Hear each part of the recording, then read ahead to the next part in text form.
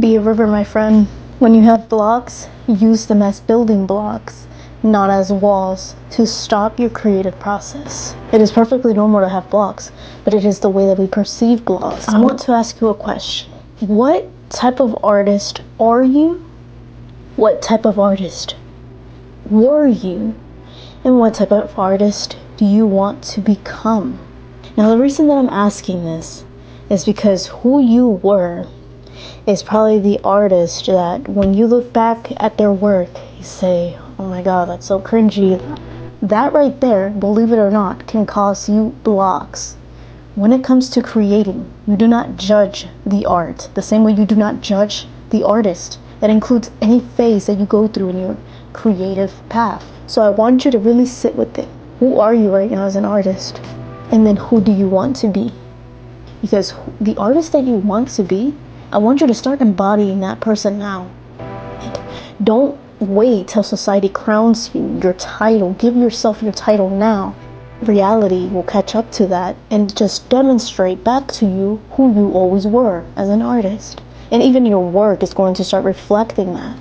The first exercise that I want to give for this chapter is identify who you were as an artist, your baby artist, who you are right now, like who you can confidently say you are right now. Who do you want to be?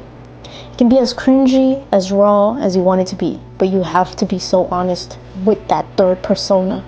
Who do you want to become?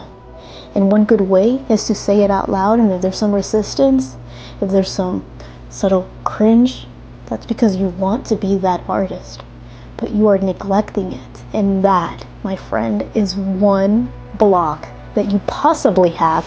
Because think about it, that higher version of yourself, they've touched infinite creativity. They don't have a single ounce of imposter syndrome. They know exactly who they are, and they are very confident in their craft, and they're open to always expanding their knowledge. And yes, we're human beings. Of course, we're still going to have imposter syndrome. Of course, we're still going to overcome blocks and everything. It's life. Life is constantly going like this, but when you're just like this or going like this, it is because you're allowing your blocks to define you and stop you in your tracks, instead of you using those blocks as literal building blocks to becoming the highest artistic version of yourself. For this second chapter, tell me who you were, who you are right now, and who do you want to be as an artist.